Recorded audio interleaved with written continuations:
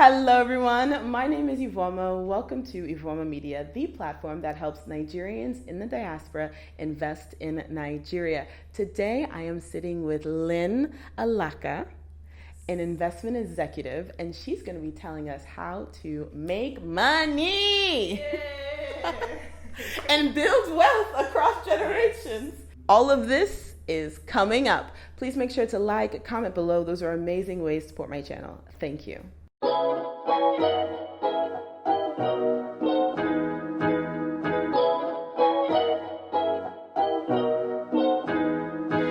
Okay, Lynn. So first up, Lynn has worked across Africa. You worked in Uganda, Kenya, and now in Lagos, Nigeria. Yes. So Lynn is a professional. She's done investment banking across Africa. Where are most of your investments in Africa? Okay, most of my investments in Africa are in Nigeria. Hey, I just want you guys to know that. Actually, most of my friends and family who are outside, they choose to come invest here as well, because this is an economy that is growing and it has a lot of potentials. It's literally different from countries where you see, okay, it's locked in. No matter what you do, it's locked in. You're not seeing any growth. You understand? So right now, Nigeria has an unstable currency, and the inflation rate, I think, is at 14%. So some people tell me, like, that's why they're not interested in investing in Nigeria. But I still think there's money to be had here, and you should be investing right now, even in a crisis. So what do you believe? Okay, what I believe is, as I was saying, what I believe is be at peace with where you're investing and what you're investing in.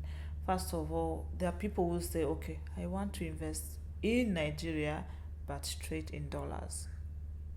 What does that mean? Okay, they're investing in Nigeria, but they want their money to be in dollars. Oh, wait, that's possible? Very possible. Lynn, what? Okay, sorry.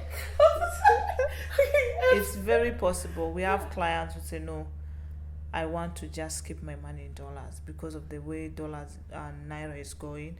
There are others who also feel, no, I want to keep my money in naira. So you just have to be able to take in both of them. Be at peace. Be at peace. So if someone is comfortable in keeping their money only in dollar, then there are those avenues. We have those partners who do that. So you should not think because of the rates that are happening, that are dropping every other time, you don't want to invest in Nigeria because it's a naira country. No, I feel it should be how you want to invest. Do you want to invest in dollar or you want to invest in naira? So if you want to invest in dollar, still you can do it. So that means that you get your money back in dollar? In dollar. Yeah, sure. Your returns in dollar. Whoa. Yes. I did not know that. Like, I'm actually quite serious. I did not know that was... You're serious? I'm serious. It's very possible. It's very possible. Yeah, I'll share details with you. Yes, please, Lynn. So, Lynn, tell us what exactly is investment banking? Okay, investment banking is a sector in a bank where there's a middleman, there's an advisor that stands between the investor and the bank. But investment banking is literally the sector in a bank that dwells in the relationship between the bank and the investors. So when I think of investment banking, I think of very big money. Like you need to have like 100 million naira, 200 million naira before you go to like an investment banker. Is that true, or is that like an assumption I just made up? Okay, for you to invest, any amount you have, you can invest. There is always a space to invest whatever amount you have. What you just need is an investment advisor to guide you where you can put your money and what risk appetite you have. Yeah, so you can invest any amount. Okay, because I know people are very worried about like they don't have enough money to invest. So you're telling them whatever amount that you have, just start with. Yes, whatever amount you have, start with, and then from there is when you can grow to put those big amounts you're dreaming of, because you have to put what you have. You can't go and steal and invest. Mm-hmm. And you have the love for investment. So it's something that you have to start from the little you have, and then it will grow from there. Okay, I love that. I think a lot of people were concerned about that. You know, a lot of people, and I read the comments, especially in the Africa space, are kind of, they feel scared about investing in Nigeria, and they're more thinking about investing in other African countries. But I think there's a lot of opportunity here. So what are some of the opportunities that you've seen in the Nigeria space? Okay, for Nigeria, first of all, we have to take the part that the population is great, and The high population. the high population, and that comes with a lot of food production. So one sector someone can invest in is the food sector. That brings us down to the agricultural part, because that is still food. So you can invest in an agricultural company. And then the second thing is also there's a lot of real estate going on in Nigeria. So real estate is one of them. And then these houses that make up a real estate is literally built using cement. So cement is also part of a sector that you can invest in. We can say manufacturing, but the sector of cement is one of them. And then also communication technology is another part you can invest in here in Nigeria. What is communication technology? Like cell phones? Okay, cell phones. I remember when I first came here to Nigeria, I had issues with network. Oh, yeah. A lot. So I don't know. I literally changed all the network, Wi-Fi networks and all that. So literally I realized the communication here is somehow, I think that is one sector someone can invest in.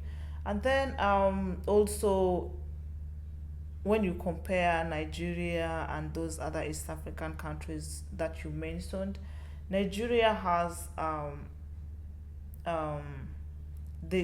let me say Lagos is literally divided into two. There's water and the land. And there's a lot you can get from the water. Sand is one of them. That's where people go down for dredging. So it's not only the harvesting of the soil that you do that you're paid for, but also the soil itself, you sell it. Yes, so that is the soil is sand, you mean? The sand. Mm-hmm. They sell the sand. That is another money. And then also the activity, the process of harvesting this sand is also another money altogether. So that is also where money is right now, because people are refilling the wetlands so that they can build more houses around the lagoon. So that is also where someone can invest in, that is dredging. And then also agriculture. I talked about agriculture before. One thing that I like about agricultural companies is that they go for products that take short time. They can go for products that take 3 months to 4 months. And then these specific ones, they tell you, okay, invest with us for 12 months. So your money is with them for 12 months. That is literally a year. Your money is being rolled over 3 or 4 times. Wait, what does that mean? I don't understand. All right. As I had said before, they go for short-term products. Okay, 3 months harvest. Let me give you examples. Pepper is one of them. How long does it take to... Pepper, 3 to 4 months, it's ready. Okay, cool. Yes. Then ginger is one of them. Turmeric is one of them.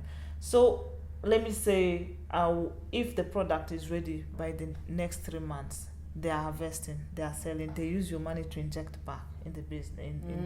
Yes. So it's roll over. So in a year, if they do 3 months, that is they're rolling your money over for 4 times. And they're multiplying your money. They're multiplying your money. So when someone tells you, I'll give you 35% in a year. That's a good percentage. It's a very good percentage. It's reasonable. It's very reasonable. 35 and let me say 36 in a year, it's very reasonable, provided you know this is what the person is doing with the money. And I also advise people, when you want to invest in something, it's very good for you to take your time, go down to see what they're doing with this money. They should not just tell you, this is what we do, this is what we do, this is what we do. There are companies we are partnering with, just the way I told you, the dredging and all that. We had to go down to the roots. Where are you doing the activities? We were able to see their trucks ferrying the sand and all that, doing all the work. We're able to go down to their fields and see this is the plants they're growing and this is how they're doing it, because we don't want a client to lose their money. What we want is to grow their money, not for them to lose it. So agriculture is so key. Real estate is one of them as well, though right now I think it's the most that people go for right now. One thing that I would say is, I think last year and the previous years, the companies that have been breaking down more are the agricultural companies, investment companies. Wait, I'm sorry. Breaking down more? What do you mean? They are not able to pay back the investors' money. Because it's the agriculture companies. Because, okay, I'm saying most of them that broke down were agricultural companies, where they're not able to pay back the client's money and what they promised them. Because if you promise someone, I'm going to give you 35% by the end of the year, so you have to give this money wholly. You wait until the investment time. But if you say, I'll be paying you monthly, I'll be paying you quarterly, it means you reduce the amount that you're supposed to inject in the business, that you're supposed to inject in the project to yield more money. You understand? You giving me, let me give an example with 10,000. When you give me 10,000, I should do business with this. I should give you this money back in 1 year. In the end of, or let me say 12 months, the end of 12 months. And then I told you, okay, this period of 12 months, I'll give you 35% of the money you've invested, together with your principal. When is the 22nd day of 22nd month of the year? Then you're like, okay.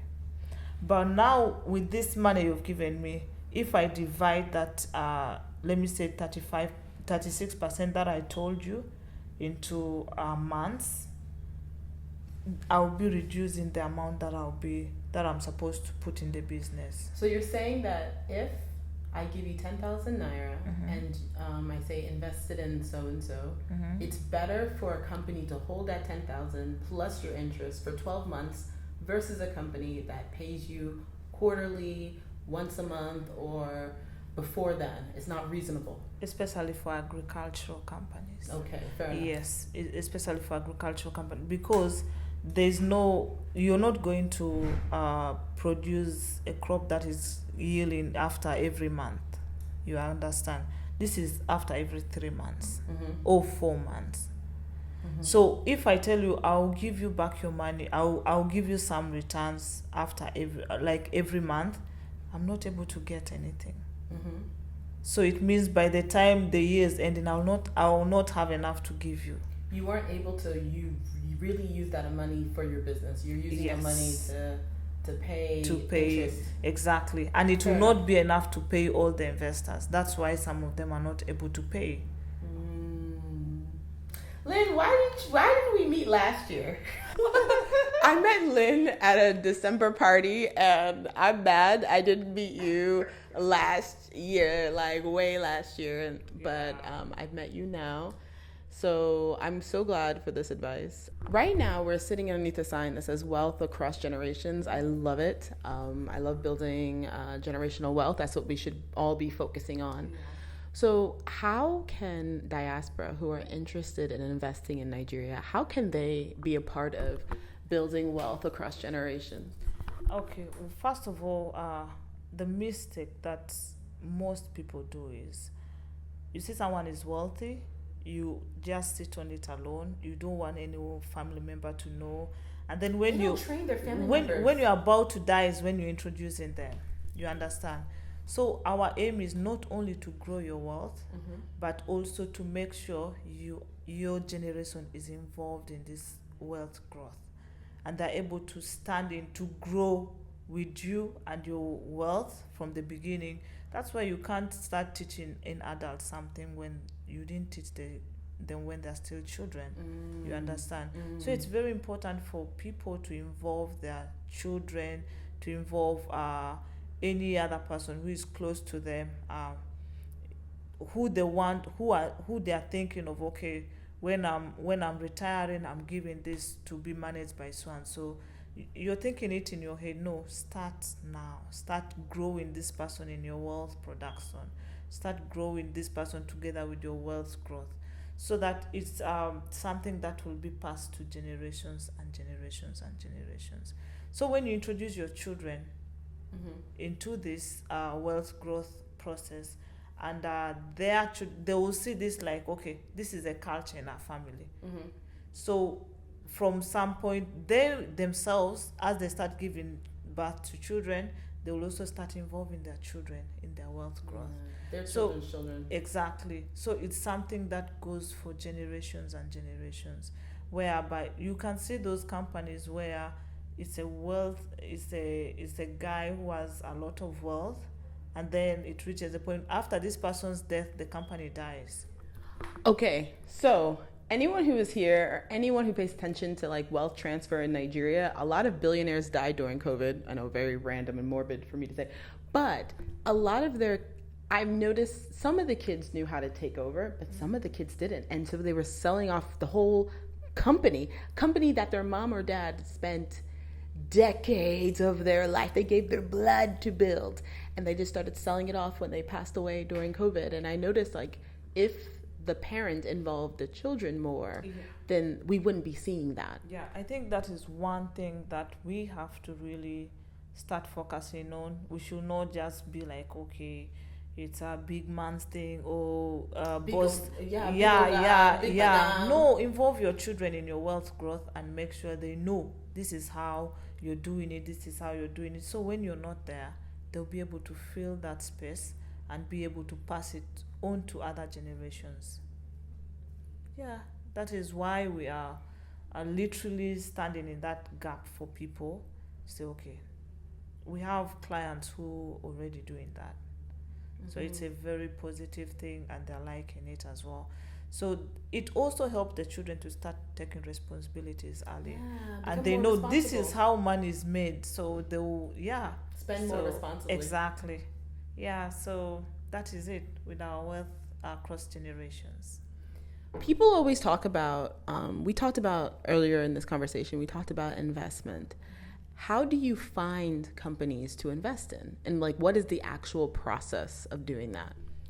I think back then I said it's very important for you to have an investment advisor, where, okay, an investment advisor, literally this is someone who knows the market already, who knows, okay, this is the rates that the fixed deposits give, this is the rate that agricultural companies give, this is the rate that you get in stock, this is the rate that you get in manufacturing, this is the rate that you get in mutual funds and all that.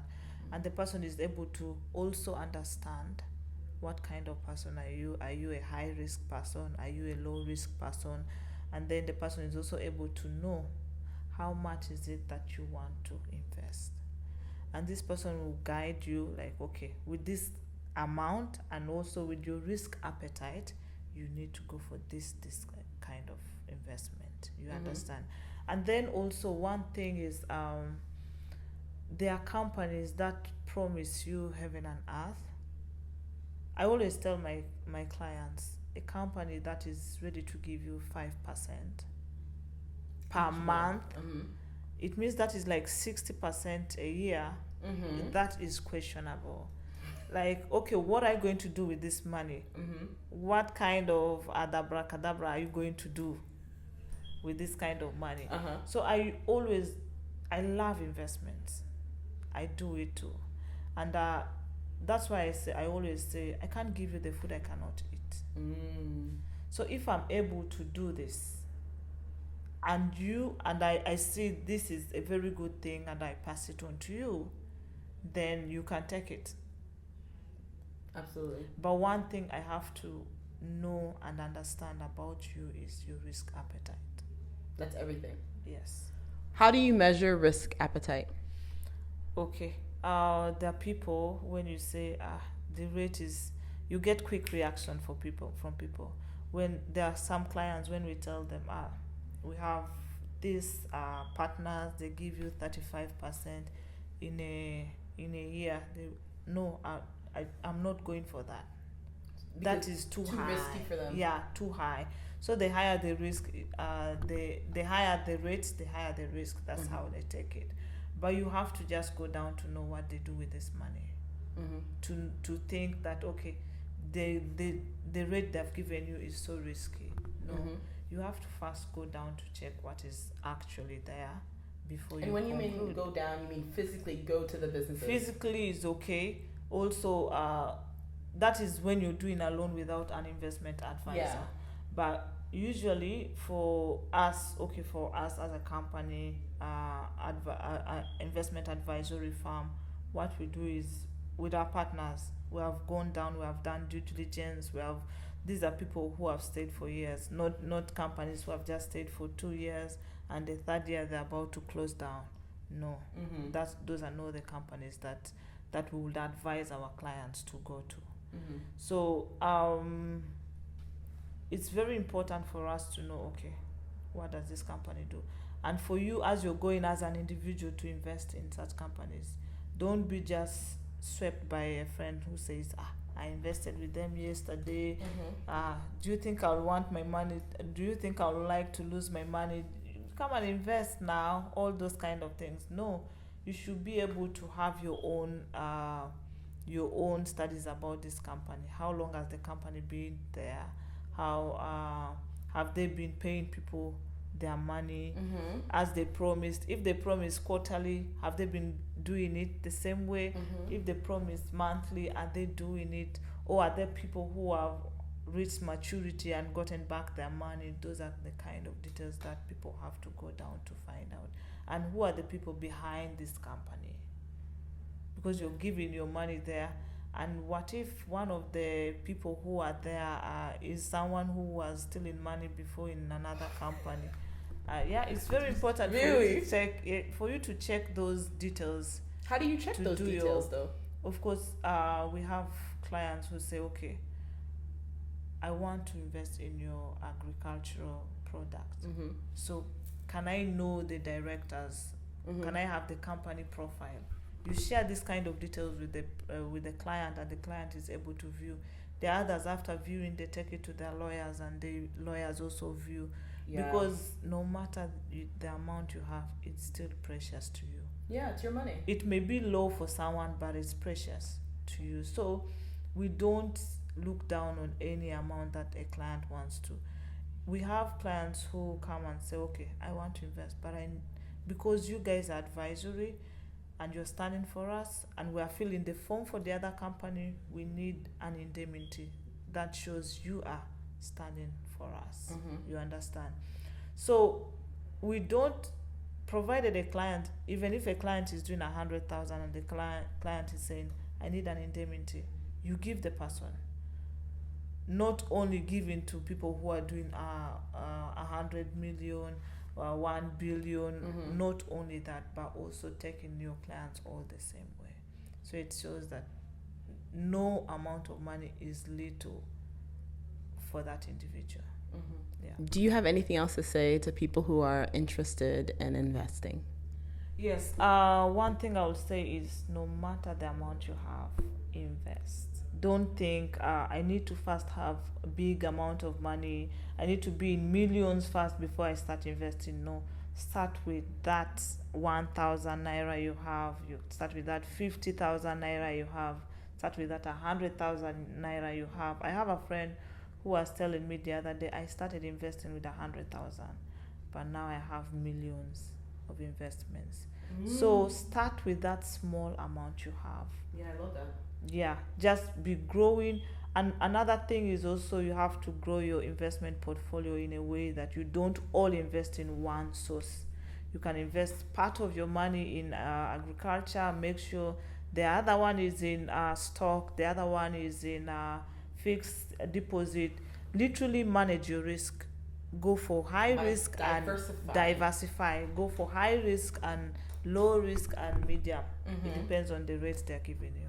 That makes Yeah. sense. So How do you think people should build their Nigerian investment portfolio? I think it's the same way that I've said. First of all, that is after you now know your risk appetite, right? If you know their clients will say, I want to go for that high risk one. I want to go for that high risk one. So there are others who say, let me try both. Yeah, mix. There are others who said, okay, let me find one that is high risk. Let me say an example. Someone wants to invest 500,000. The person is like, okay, I need to just diversify this.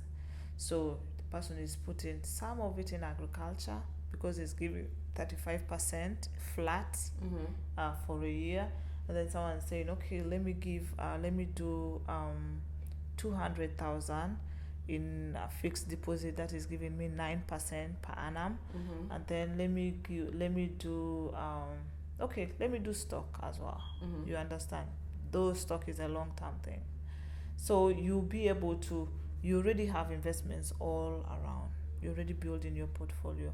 From there, you're able to study your investments as well and see, okay, from here, I put 100,000 in agriculture because I felt it might go down. That's what some people think. It might go down. That's why I put 100, but I'm able to get back my returns and my principal. So this time, let me add more to agriculture and less to fixed deposit because what I got on it is 9% per annum. It's not flat though. So you're able to study these things and be able to adjust your investments every year as you go on with your growth in investments. No, I love that. So Lynn, thank you so much for joining me. I appreciate it so much.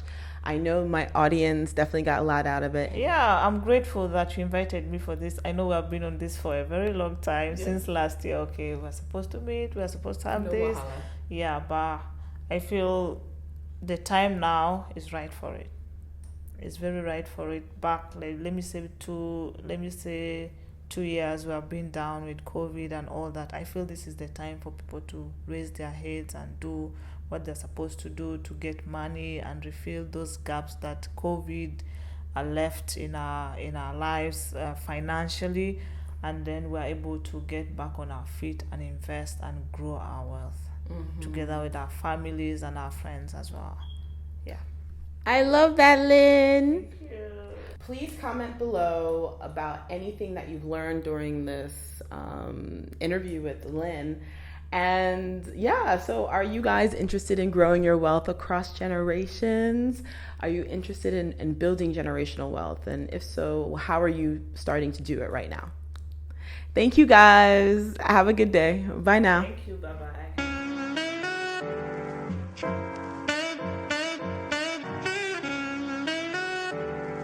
Thank you.